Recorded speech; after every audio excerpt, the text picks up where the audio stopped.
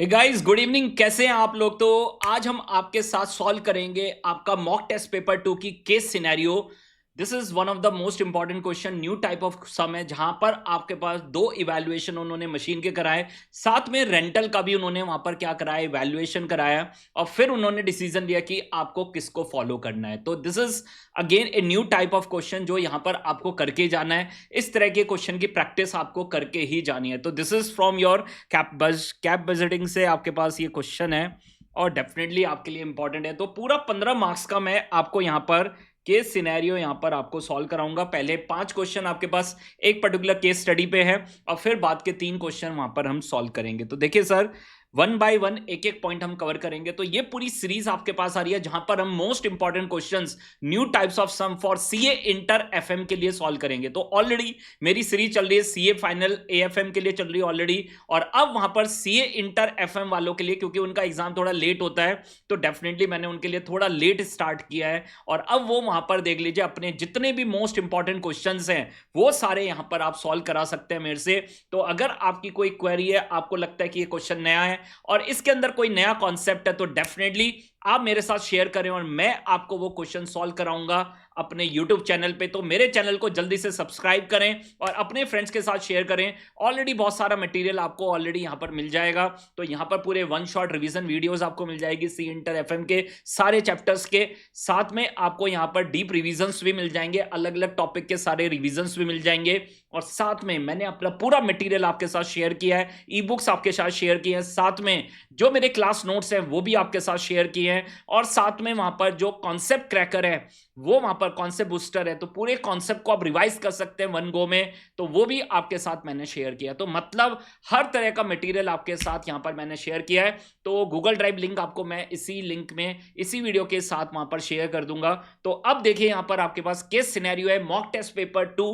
This is for September 2025। तो देखिए sir, case scenario बहुत आराम से करना है, बहुत अच्छा केस सिनेरियो उन्होंने ड्राफ्ट किया है और पहले भी इस तरह का क्वेश्चन देखा जा चुका है। बट इस बार के लिए यहां पर जब मॉक टेस्ट पेपर में आया ना, क्योंकि लास्ट पेपर आपको पता ही है कि काफी क्वेश्चंस वहां से मॉक टेस्ट पेपर से आए थे, और डेफिनेटली आपको मॉक टेस्ट पेपर करना है। और एफएम का मॉक टेस्ट पेपर बहुत अच्छा आ रहा है एफएम का, और डेफिनेटली मुझे लगता है कि एग्जाम भी आपके लिए थोड़ा डिफिकल्टी आएगा। और कई बार से वहां पर अब धीरे धीरे डिफिकल्टी लेवल बढ़ता जा रहा है और उनको समझ में आ गया कि finance is one of the most important topic, और अगर वो उसको अच्छे से नहीं कराएंगे, अच्छे से उसमें वहां पर एग्जाम नहीं करेंगे, तो वहां पर फिर वहां पर लोग आगे बढ़ेंगे तो उनको फाइनेंस की नॉलेज नहीं हो पाएगी। तो आसान आसान पढ़ के कुछ होने वाला नहीं है। मैंने देखा है एफएम में लोग आसान आसान पढ़ा देते हैं, और जब पेपर डिफिकल्ट आया तो वो वहां पर उठ गए, सबने फ्री फ्री वहां पर पूरे पूरे अपने बैच फ्री डालने शुरू कर दिए।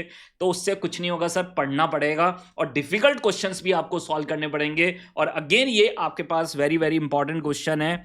मैं आपको पहले ही बता रहा हूं कि इस तरह के क्वेश्चंस कभी भी ड्राफ्ट होके आपके एग्जाम में आ सकते हैं। तो देखिए sir, Medilab diagnostic private limited, a fast growing health care diagnostics chain in Maharashtra, operates several diagnostic centers offering services such as pathology, radiology and the preventive health screenings. ठीक है, तो ये सब वहां पर आपके पास देख लीजिए, ये फैसिलिटीज वो प्रोवाइड करा रहे हैं। One of their most profitable center in Pune recently experienced downtime due to the failure of its 10-year-old ultrasound scanner। ठीक है, तो वहां पर आपके पास देख लीजिए, वहां पर डाउन टाइम हो गया।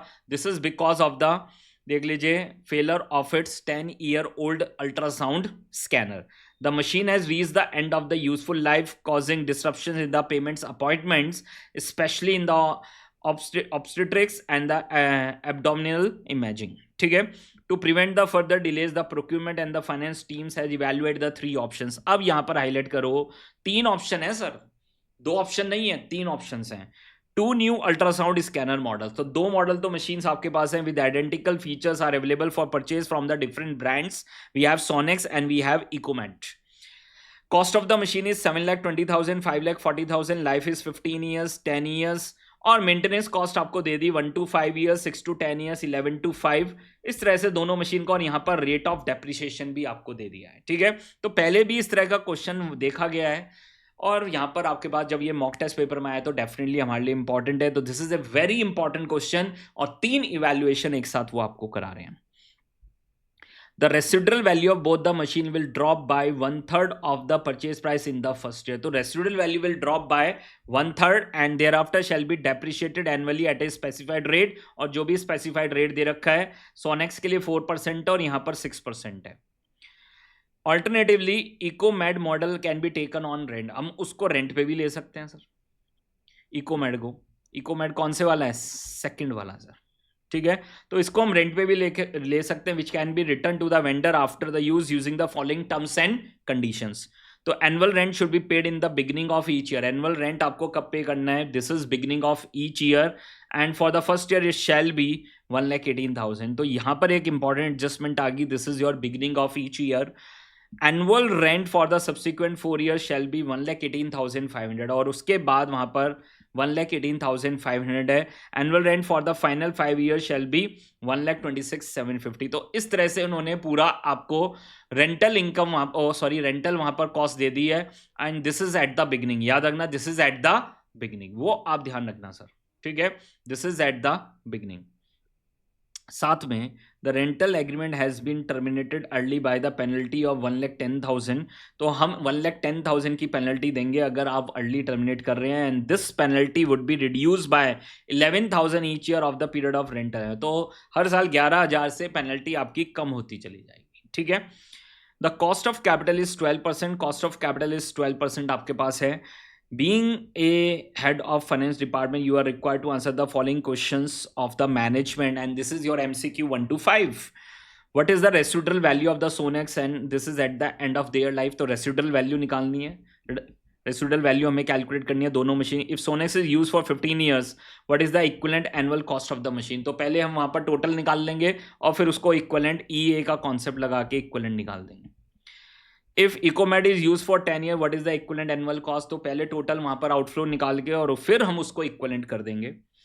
फिर नेक्स्ट वो आपसे पूछ रहा है if EcoMed is taken on rent for 10 years, what is the equivalent cost? तो वहां पर भी हम 10 ईयर्स के लिए इक्विवेलेंट कॉस्ट कैलकुलेट कर देंगे. What is the most economical option if it is likely use for a period of 5 years? अगर हम 5 साल के लिए यूज करते हैं तो कौन सा मोस्ट इकोनॉमिकल है? ठीक है, तो ये आपके पास देख लीजिए, आंसर में आ जाएगा वो, तो उससे कोई दिक्कत नहीं है. ठीक है, तो जो भी आपके पास आंसर्स हैं वो तो हम पूरा कैलकुलेट करेंगे ही. तो क्वेश्चन आपको समझ में आ गया होगा sir.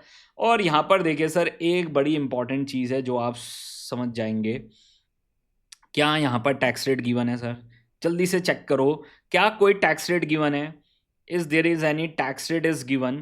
There is no tax rate is given. कोई टैक्स रेट आपके पास गिवन नहीं है, कहीं पर भी टैक्स रेट गिवन नहीं है. ठीक है, तो उससे थोड़ा क्वेश्चन आसान हो गया. अगर टैक्स रेट गिवन होता ना, तो ये जो रेंटल बिगिनिंग में है ना सर, इसका टैक्स इफेक्ट कब जाता है? एट द एंड जाता. बस वो याद रखना. ये हम पहले भी इस तरह के क्वेश्चंस कर चुके हैं और यहाँ पर आपको ध्यान रखना, इस तरह का पॉइंट टेस्ट हो सकता है एग्जाम में, और यहाँ पर टैक्स रेट दे दिया तो क्वेश्चन बहुत अच्छा लेवल का बन जाएगा सर. ठीक है, तो करते हैं 1 बाय 1, एक एक पॉइंट को कवर करते हैं और फिर वहां पर देख लीजिए आपका पूरा केस सिनेरियो आपका सॉल्व हो जाएगा सर. तो देखिए सर, तो this is your mock test paper सितंबर 2025 केस सिनेरियो. 15 मार्क्स के पूरे केस सिनेरियोज आपके साथ वहां पर मैं शेयर कर रहा हूं.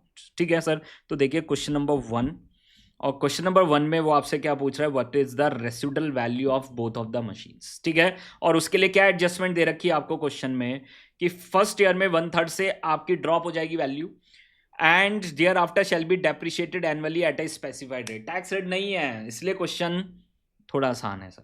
क्वेश्चन आसान है थोड़ा. ठीक है, टैक्स रेट होते ही सर वहां पर क्वेश्चन डिफिकल्ट हो जाएगा. सबसे पहले सोनेक्स के लिए कैलकुलेट करेंगे सर.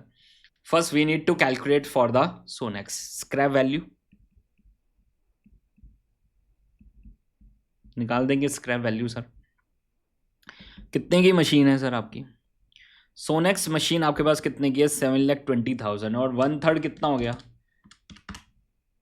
2,40,000. तो पहले साल में 2,40,000 चला जाएगा. 7,20,000 माइनस 2,40,000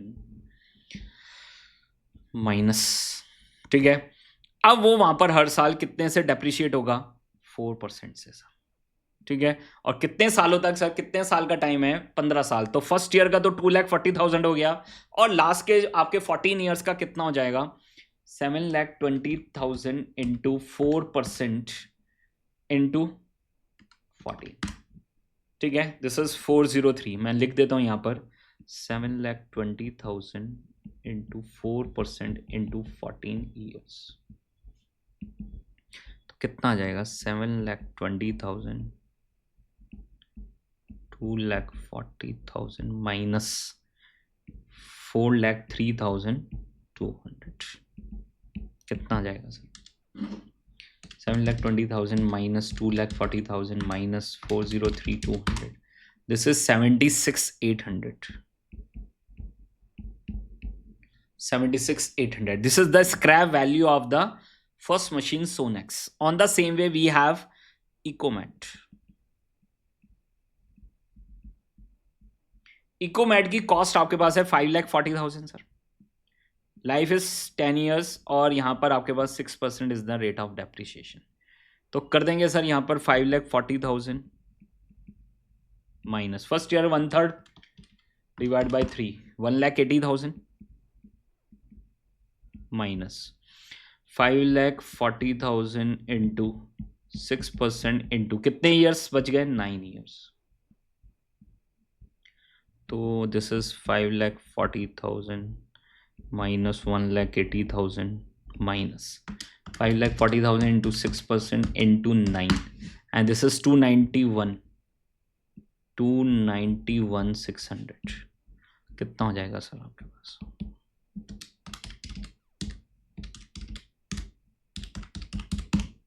68,400 सर. 68,400, ठीक है. तो चेक कर लीजिए 76,800 एंड 68,400. आंसर देख लीजिए कौन सा है आपके पास. आंसर आपके पास देख लीजिए डी आ गया sir. D is the answer. Check कर लीजिए sir, D is the answer. Final answer आपका कितना आ गया? डी. ठीक है, परफेक्ट सर. चेक करिए सर, यहां तक कोई दिक्कत, कोई confusion? This is the simple point, बहुत सिंपल पॉइंट है, बस ध्यान से करना है. फिर वो कह रहा है it is use for 15 years. अगर हम इसको कितने टाइम यूज करेंगे? 15 years यूज करेंगे. If it use for 15 years, equivalent annual cost हमें कैलकुलेट करनी है सर. ठीक है, तो we need to calculate the equivalent cost. तो इसका कितना साल है? 15 years का टाइम पीरियड है. तो कर देंगे सर. तो 7,20,000 is the cost. 7,20,000 is the cost, देख लीजिए. उसके अलावा आपके पास मेंटेनेंस कॉस्ट आपको दे रखी है 1 to 5 years, 6 to 10 years and 11 to 15 years. ठीक है, एंड 12% का आपको पीवी फैक्टर आपको दे रखा है सर प्रेजेंट वैल्यू निकालने के लिए. और साथ में रेसिडुअल वैल्यू हमने निकाली at the end of 15th year. This is 76,800 अभी हमने निकाली है सर. ठीक है, 76,800 इज द रेसिडुअल वैल्यू. तो आपको ये भी समझ में आ गया होगा कि अगर फर्स्ट पार्ट गलत हो गया तो आगे सब गलत ही होने वाला है. ठीक है, कुछ मार्क्स आपको मिलने वाले नहीं है. बहुत ध्यान से हमें करना है. एफएम में अगर केस सिनेरियो गलत हो गया तो सर फिर मार्क्स आने का चांस कम हो जाता है. ठीक है, तो ध्यान रखना इस चीज को, बहुत अच्छे से हमें करना है. तो देखिए सर, क्वेश्चन नंबर 2. तो वी हैव सोनेक्स ईयर टाइम 0 पे आपका आउटफ्लो है, 1 to 5 पे आउटफ्लो है, 6 to 10 पे आउटफ्लो है, 11 to 15 पे आउटफ्लो है और फिर वापस 15th year पे आपका इनफ्लो है. ठीक है, तो वी हैव कैश फ्लोज. कितना कॉस्ट है? 7,20,000. अब याद रखना, बहुत इंपॉर्टेंट है, this is an outflow decision. Outflow decision है, मशीन की कॉस्ट आउटफ्लो है, मेंटेनेंस कॉस्ट आउटफ्लो है, सिर्फ एक चीज इनफ्लो है, स्क्रैप वैल्यू. और यहां पर इक्वेटेड एनुअल कॉस्ट ही हमें कैलकुलेट करनी है. दैट्स वाई याद रखना, अगर आउटफ्लो डिसीजन है तो आउटफ्लो पॉजिटिव और इनफ्लो नेगेटिव, और तभी हम उसकी प्रेजेंट वैल्यू निकालेंगे. ठीक है, तो आउटफ्लो को पॉजिटिव लिखेंगे 24,000, then we have 34,000, then we have 45,000. ठीक है, और स्क्रैप वैल्यू आपके आई थी 76,800. ठीक है, PV factor at the rate of 12%. PV factor at the rate of 12% आपके पास देख लीजिए. टाइम 0 का तो 1 ही होगा, और 1 to 5 years का जीटी करके निकालेंगे सर. 1.12 डिवाइड 1 2 3 4 5 और जीटी कर देंगे तो 3.605 आएगा. फिर 6 to 10 year का निकालना, याद रखना sir.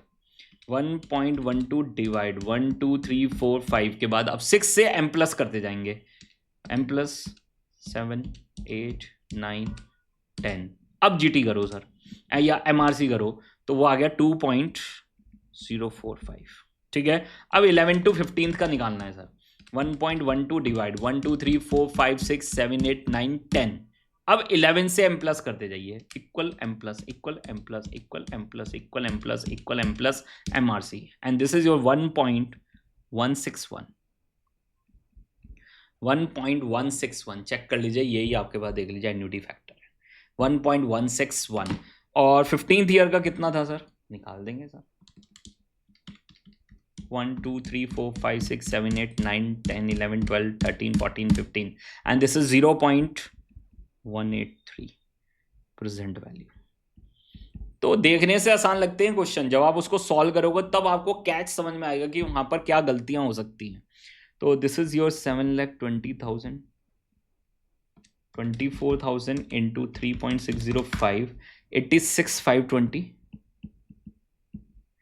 then 34,000 into 2.045 69,530, 45,000 into 1.161, this is 52245, and this is 76,800 into 0.183, this is 14054।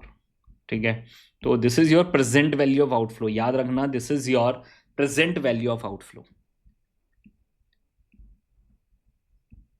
How much, 7,20,000 plus 86520 plus 69530 plus 52245 minus 14054, and this is 914241 914241।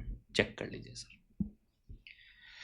अब वो इक्विटेड एनुअल कॉस्ट निकालने के ये निकालने के लिए कह रहा है, equated annual cost, equated annual annuity, equity annual cost, कुछ भी बोलें sir. And this is your 914241 present value of outflow divide by present value annuity factor at the rate of 12% for 15 years. ठीक है, तो ये आपके पास आ जाएगा,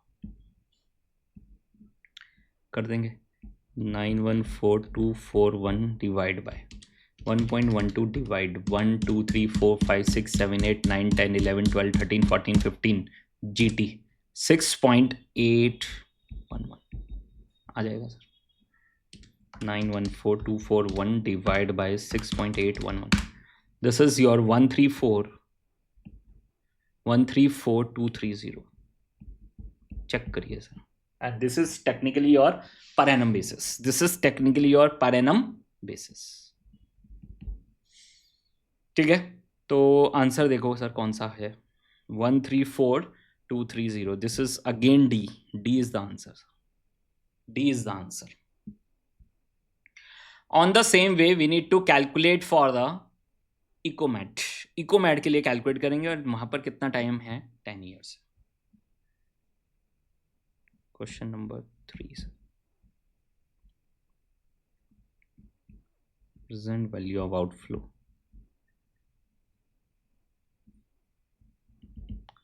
कर देंगे sir present value of outflow. अब यहाँ पर टाइम पीरियड लिख लीजिए, पीरियड आपके पास 0 1 to 5 6 to 10 and 10 cash flows. तो सबसे पहले कॉस्ट ऑफ मशीन कितने की है, 5,40,000 सर। मेंटेनेंस कॉस्ट कितने की है सर, जल्दी से चेक करके मुझे बताओ, मेंटेनेंस कॉस्ट आपके पास कितने की है सर, 36 and 58, दिस इज 36,000 58,000, और यहाँ पर इनफ्लो कितना आया था 68,400, जो हम निकाल चुके हैं फर्स्ट पार्ट में sir. PV factor at the rate of 12%, तो टाइम 0 का 1 और 1 to 5 का कितना टोटल आया था, 3.125। जल्दी से चेक करके बताओ कितना आया था, 3 हम ऑलरेडी निकाल चुके हैं 3.605, और ये आया था 2.045, यही लिख लो सर, दोबारा निकालने की जरूरत ही नहीं है। 3.605 एंड देन 2.045 और 10th ईयर का कितना होगा 1.12 डिवाइड 1 2 3 4 5 6 7 8 9 10 0.322 तो प्रेजेंट वैल्यू आपके पास आ जाएगी। तो आसान है क्वेश्चन में कोई बहुत डिफिकल्टी नहीं है, बट प्रैक्टिस जरूर करके जाना है। ऐसा क्वेश्चन एग्जाम में इस तरह का पॉइंट आपके पास आ सकता है। 129 780 सर,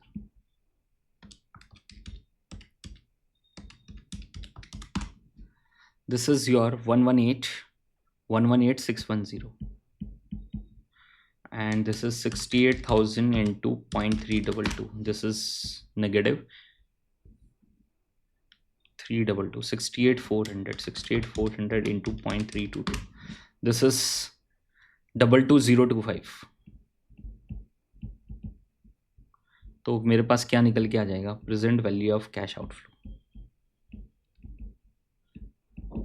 तो जल्दी से मुझे कैलकुलेट करके बताओ, आंसर बताओ जल्दी से। वहाँ पर चैट बॉक्स में जल्दी से आंसर लिखो और बताओ कि वहाँ पर आपका कितना आंसर आ रहा है। मेक इट फास्ट, जल्दी से फास्ट कैलकुलेशन करो सर, जल्दी से फास्ट कैलकुलेशन करिए सर और बताइए मुझे। मेक इट फास्ट, जल्दी से बताइए sir, what is your answer.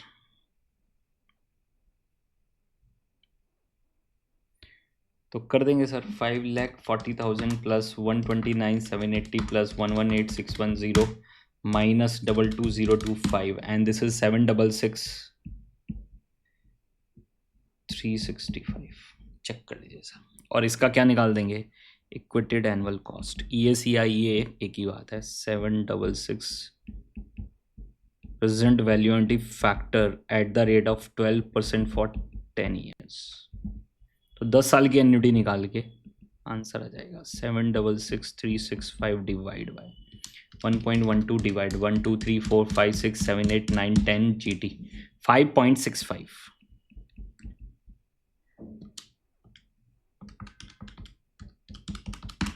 and this is 135640।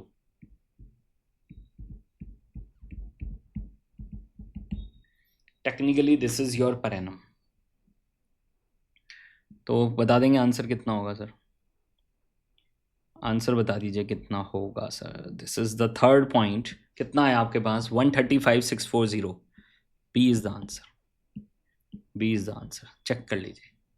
तो DDB is your answer. Now the fourth point, and if we are taken on rent, ठीक है, तो इकोमेड को हम टेकन ऑन रेंट अगर ले रहे हैं 10 ईयर्स के लिए, what is the इक्विटेड annual cost, ठीक है। अब याद रखना वो बिगिनिंग में पेमेंट है, जो आपके रेंटल की पेमेंट है वो कब है बिगिनिंग में है सर, वो ध्यान रखना। This is at the beginning, वो बहुत ध्यान से आपको करना है।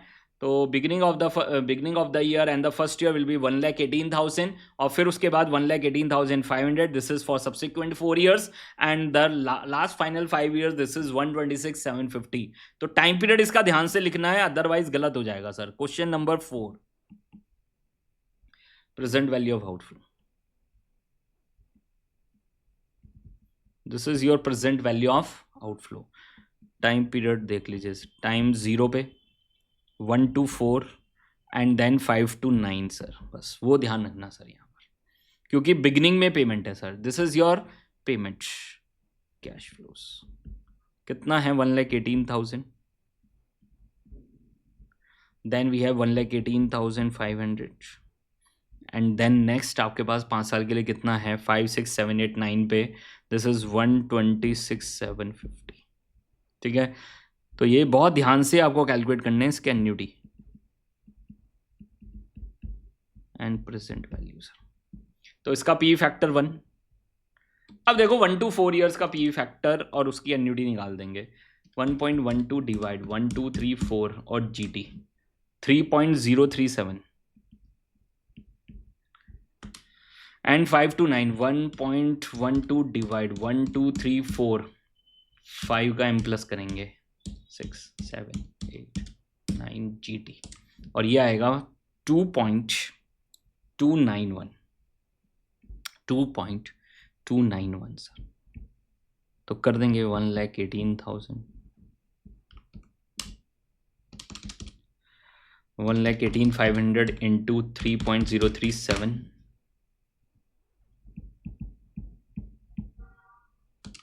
126,750 into 2.291, 290, 384, 380, 290, 384, देखना यही आ रहा है, 384 ही आ रहा है सर, ठीक है, 359,880 and this is your present value of outflow.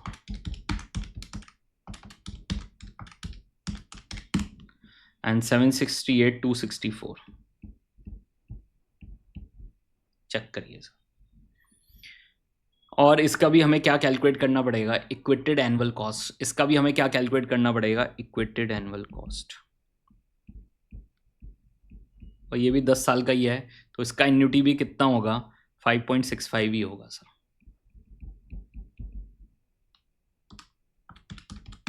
And this is 135,976।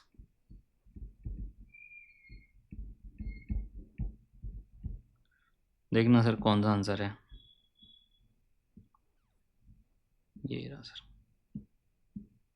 B is the answer.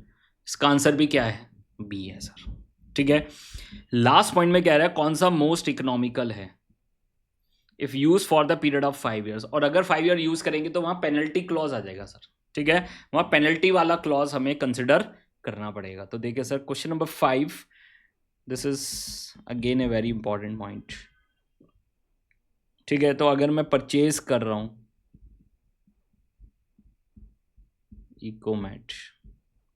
इकोमैट को परचेज कर रहा हूं and this is for 5 years, ठीक है। तो सबसे पहले स्क्रैप वैल्यू निकाल लो सर, तो पूरी कैलकुलेशन आपको दोबारा से करनी पड़ेगी, ठीक है। दोनों के लिए निकाल लो, पहले स्क्रैप वैल्यू तो दोनों के लिए निकाल लो सर, फिर उसके बाद हम आंसर निकाल देंगे, ठीक है। तो this is calculation of scrap value, calculation of scrap value. First सबसे पहले सोनेक्स के लिए निकाल लो और फिर इकोमैट, दोनों के लिए निकाल लीजिए, ठीक है। तो 7,20,000 फर्स्ट ईयर में 1/3, वो तो सेम ही रहेगा, 2,40,000 निकाल चुके। अब सिर्फ जो डेप्रिसिएशन होगा वो 4 साल का आएगा, 7,20,000 इंटू 4% इंटू 4 कितना हो जाएगा sir,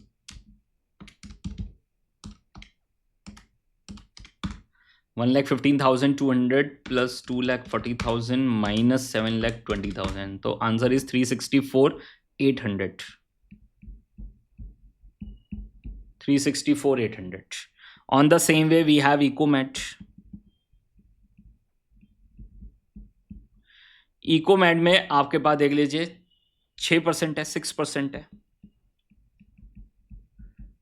5,40,000 minus 1/3 is 1,80,000 minus 5,40,000 into 6% into 4,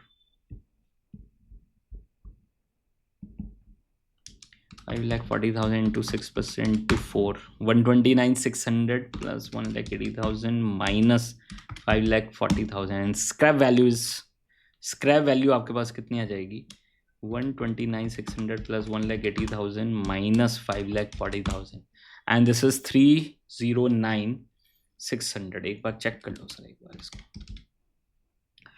into 6% into 4, 129,600 plus 1,80,000 minus 5,40,000 and this is 230,400। एक बार चेक कर लीजिए सर, एक बार ये चीज़ चेक कर लीजिए, यहाँ पर आपका 129,600 minus 5,40,000, this is 230,400, 2,30,400, ठीक है। एक बार जल्दी से आप चेक कर लीजिए ये वाला पॉइंट, ठीक है। किसी का अगर कोई भी डाउट है तो बताइए सर, कोई भी डाउट, कंफ्यूजन, कोई भी पॉइंट है तो बताइए सर, ठीक है। चलें सर, यहाँ पर तो थोड़ा इंस्टीट्यूट का आंसर इस पर गलत है, मैं आपको इसलिए बता रहा हूँ ये चीज़ कि इंस्टीट्यूट ने यहाँ पर जो स्क्रैप वैल्यू निकाली है वो है 309,600 है, ठीक है, सॉल्यूशन अभी मेरे पास नहीं है यहाँ पर। तो 309,600 उन्होंने कैलकुलेट किया। आई थिंक उन्होंने कोई एरर कर दिया, कैलकुलेशन एरर। 129,600 309 माइनस उन्होंने जो निकाला है 309,600 129,600। हाँ, तो इन्होंने वो नहीं लिया है, ठीक है, इन्होंने वो 180 माइनस करना भूल गए हैं, और वो आई थिंक मुझे लगता है वही इनकी मिस्टेक है। 309,600 माइनस 5,40,000 230, उन्होंने माइनस वाला पार्ट लिख दिया, ठीक है। तो योर आंसर इज 230,400 230,400, ठीक है। तो कर देंगे sir present value of outflow Sonex 5 साल के लिए बस। अब कितना है 5 साल से 0 1 to 5 and 5 year is the scrap value। Cash flows कितने की मशीन थी 7,20,000।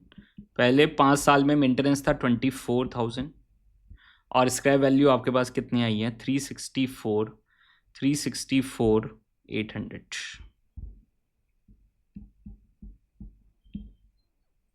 PV factor at the rate of 12%, वो हमारे पास सारे फैक्टर 3.605 एंड 0.567 प्रेजेंट वैल्यू, ठीक है। तो this is 7,20,000 24,000 into 3.605 86520 and 364,800 into 0.567 206,842। तो प्रेजेंट वैल्यू ऑफ आउटफ्लो कितना आएगा 7,20,000 86520 माइनस 206,421। चेक कर लीजिए एक बार अच्छे से।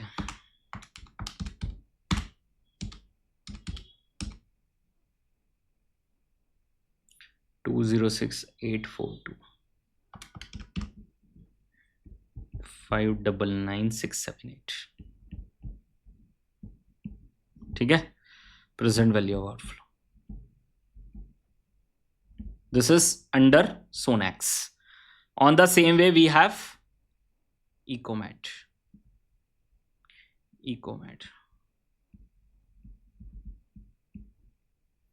कर देंगे sir. Year 0 1 to 5 and 5 cash flows, ठीक है। कितना था 5,40,000 1 to 5 years का मेंटेनेंस इज 36,000, और ये कितना आया था sir 230,400। PV factor at the rate of 12%, 3.605 and this is 0.567। ये तो सेम ही रहेगा sir 5,40,000 and this is 36,000 into 3.605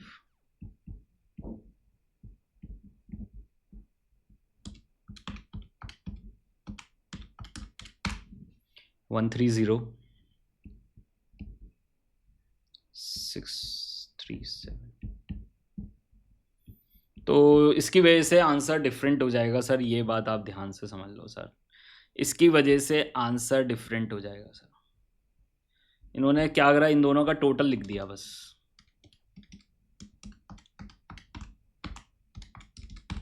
$309,600 लिख दिया इन्होंने, जबकि यहाँ पर ये 540 में से माइनस होगा, ठीक है। तो ये एक एरर है, उनका कैलकुलेशन एरर है, और उसकी वजह से आंसर डिफरेंट हो जाएगा सर। अब ये मत कह देना कि सर इंस्टीट्यूट का आंसर लिख के आना, नहीं, ये मत कर देना सर, ये कैलकुलेशन एरर है, ठीक है। ये मत पूछना कि सर एग्जाम में क्या करके आए कैलकुलेशन एरर है सर। तो this is your present value of outflow 539 599, ठीक है, 539 599। और लास्ट में हमें किसके लिए निकालना है, this is if you are taken on French, ठीक है, फ्रेंच। तो year we have 0, we have 1 to 4 beginning में है, याद रखना, और 5th ईयर पे पेनल्टी आएगी, याद रखना। कैश फ्लोज, रेंटल आपके पास था 1,18,000, फिर नेक्स्ट आपके पास 1,18,500। अब पेनल्टी कैलकुलेट कर लो सर, 5 साल हो गए तो 11,000 माइनस इंटू 5, 55,000 से कम हो जाएगी पेनल्टी, माइनस 1,10,000, तो this is your 55,000 is the penalty, outflow ही है।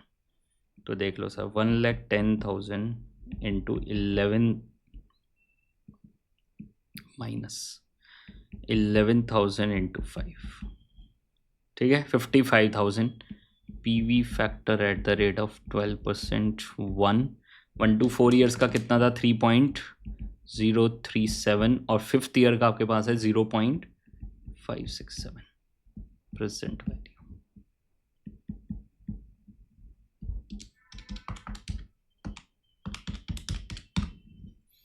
$359,885 and this is 55,000 into 0.567, 31185। तो निकाल देंगे सर, आउटफ्लो आ जाएगा आपके पास।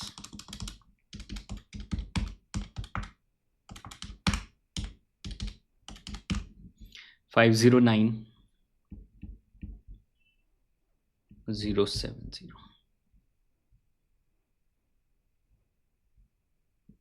तो बता आंसर क्या आएगा, रेंटल, ठीक है। आंसर आपके पास क्या आएगा, देख लीजिए, रेंटल आएगा सर, चेक कर लीजिए सर, इसमें सबसे कम आ रहा है, कॉस्ट है तो जिसमें सबसे कम होगी उसको ऑप्ट करेंगे। तो यहाँ पर जो आपका इंस्टीट्यूट का आंसर है वो गलत हो जाएगा, हम रेंट पे लेंगे इकोमेट को sir, this is the answer, final answer. तो ये करेक्शन है जो आप करना है सर, आपको चेक कर लीजिए सर। अब उसके अलावा आपके पास 3 और MCQ हैं जो हमें कवर करने हैं। क्वेश्चन नंबर 6 क्या कह रहा है, ABC limited has the following capital structure, equity 60-40 की रेशियो है आपकी, इक्विटी डेप्ट की। कॉस्ट ऑफ इक्विटी 14% है, cost of new equity this is after accounting for 5%, floating cost is 15%, cost of डेप्ट एंड टैक्स रेट आपको 30% दे दिया। Company plans to raise the additional capital by issuing the new equity, नई equity issue करेंगे instead of using the retained earnings. तो वहां पर cost कौन सी यूज होगी, 15%।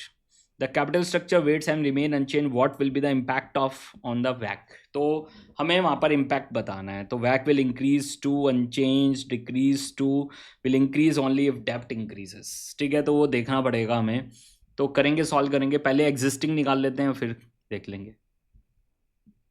क्वेश्चन नंबर 6, तो वहां पर आपके पास एग्जिस्टिंग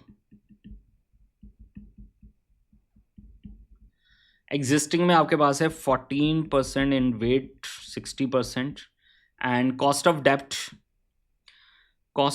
10% दे दिया है सर आपके पास। यहाँ पर देख लीजिए, नेट ऑफ टैक्स कर देंगे, आ जाएगा 10% नेट ऑफ टैक्स इंटू 0.4, 40%। तो how much, 14 into 0.6 and 7 into 0.4, this is 11.2%। Existing आपके पास है 11.2%। अब नया कितना हो जाएगा sir, 15% after adjustment of floating cost, ठीक है।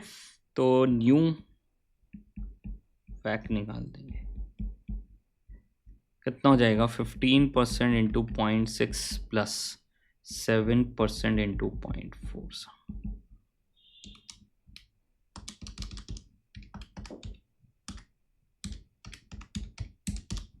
and this is 11.8%. So your answer will be A. WACC will increase to 11.8%. check कर लीजिए sir. Now we have question number 7 sir, छोटे छोटे क्वेश्चंस हैं। एक कंपनी has the following detail, sales दे दिया, वेरिएबल कॉस्ट दे दिया, फिक्स ऑपरेटिंग कॉस्ट दे दिया, इंटरेस्ट एक्सपेंस आपके पास है। Sales increase by 10%, sales 10%, top line है sir, top line is sales. What will be the percentage increase in EPS?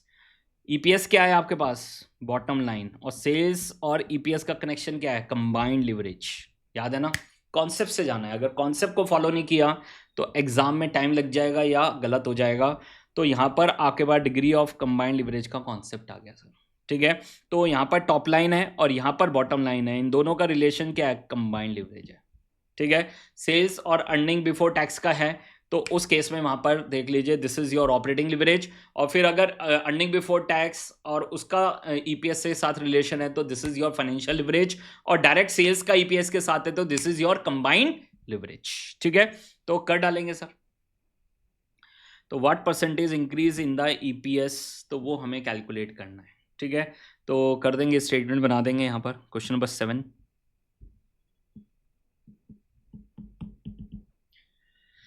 ठीक है। सेल्स आपके पास कितनी है? 50 lakhs। देखते जाइए, सेल्स आपके पास 50 lakhs है, वेरिएबल कॉस्ट 30 lakhs है, तो कंट्रीब्यूशन कितना हो गया? 20 lakhs।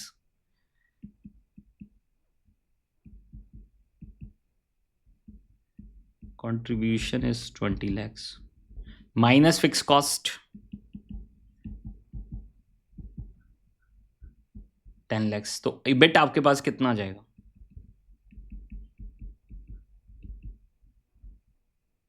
10 lakhs। इबिट आपके पास कितना आ जाएगा? 10 lakhs आ जाएगा सर, ठीक है। चेक कर लीजिए और क्या इन्फॉर्मेशन आपको दे रखी है। इंटरेस्ट एक्सपेंस आपके पास है, इबिट माइनस इंटरेस्ट। इंटरेस्ट आपके पास कितना है? 5 lakhs। तो अर्निंग बिफोर टैक्स कितना आ गया? 5 lakhs, ठीक है। तो क्या मेरे पास टैक्स रेट है क्वेश्चन में? क्वेश्चन में टैक्स रेट नहीं है, ठीक है। तो यही मेरे लिए क्या हो गया, देख लीजिए, अर्निंग्स अवेलेबल फॉर इक्विटी और नंबर ऑफ शेयर्स भी नहीं है मेरे पास। तो देख लीजिए, सेल्स और अर्निंग बिफोर टैक्स का रिलेशनशिप ढूंढना है सर, ठीक है। सेल्स और अर्निंग बिफोर टैक्स का रिलेशनशिप ढूंढना है सर, ठीक है। तो चेक कर लीजिए एक बार। तो what is your degree of combined leverage? Degree of combined, percentage change in EPS due to percentage change in sales, ठीक है। तो मुझे डिग्री ऑफ कंबाइंड लिवरेज चाहिए sir. Degree of combined leverage क्या होता है आपके पास? दिस इज, देखो ना, operating leverage contribution divide by, देख लीजिए, contribution divide by EBIT. Financial leverage earning before interest and tax divide by earning before tax. तो कंबाइंड लिवरेज क्या हो जाएगा आपके पास? Contribution divide by earning before tax, ठीक है। कट जाएगा ना। तो this is contribution divide by earning before tax and the contribution is, कितना कंट्रीब्यूशन है आपके पास? 20 lakhs। और अर्निंग बिफोर टैक्स आपके पास कितना है? 5 lakhs। तो कितना हो जाएगा सर आपके पास?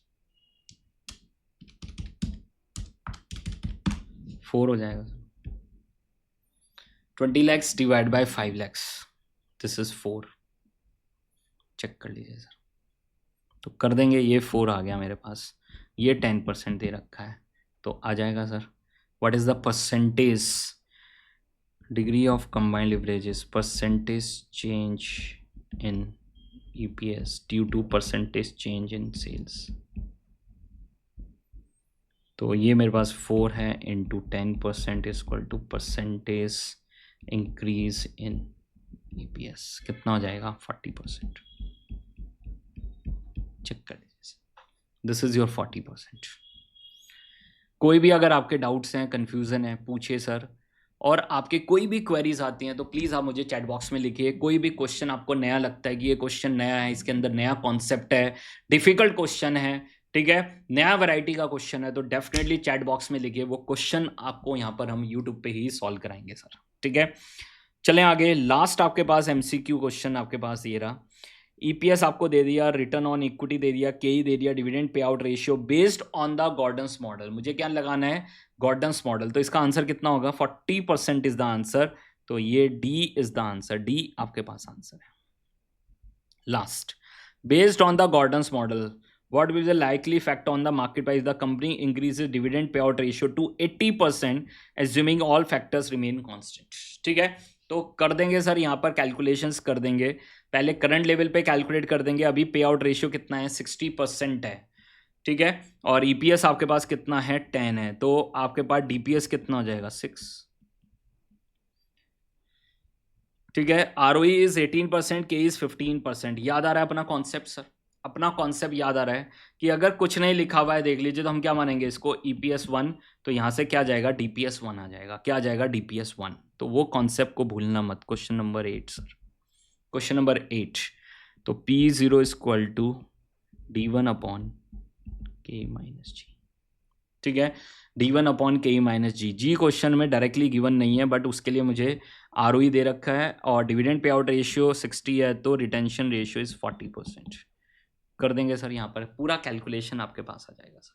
ठीक है, पूरा कैलकुलेशन आपके पास आ जाएगा। तो देखिए सर, करंट लेवल पे P0 आपके पास कितना होगा? This is your dividend pay out ratio is 60%, तो 6 हो जाएगा। एंड के आपके पास क्वेश्चन में कितना गिवन है? 15%, 0.15 माइनस, और ग्रोथ रेट कितना हो जाएगा? Retention ratio into ROE, retention ratio into ROE 18%।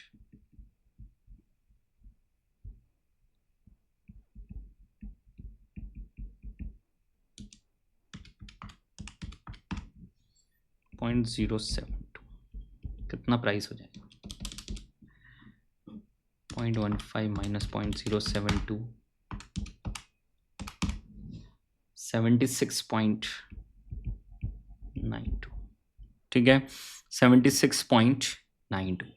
Change info. अब चेंज इन्फॉर्मेशन देख लो सर।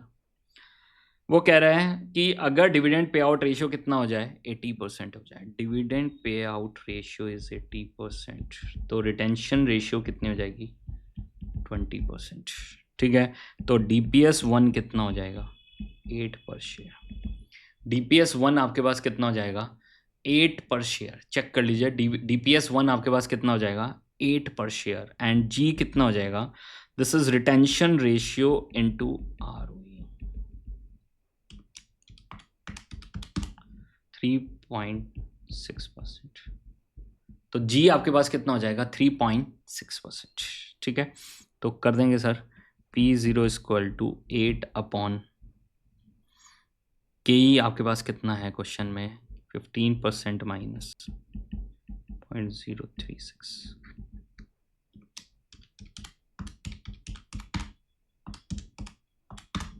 एंड दिस इज 70.18 पर शेयर।